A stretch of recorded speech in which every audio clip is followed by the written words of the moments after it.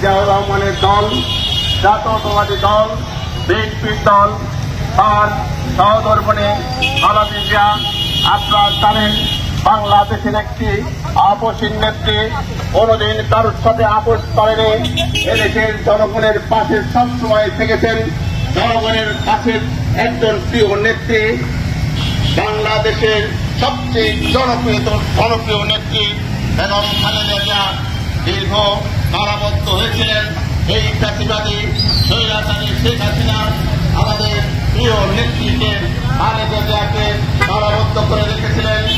আরো দুটো সন্তান এই দেশ ছাড়া করেছিলেন। আর এই উত্তরস্বরী এক বড় ছেলে তারুণ্যের অহংকার আমাদের খালেদা জিয়া ইতিমধ্যেই বার্তা দিয়েছেন, একটি দফা বার্তা, একটি দফা নিয়ে এদেশের মানুষের পাশে দাঁড়াতে হবে। যেভাবে তার বাবা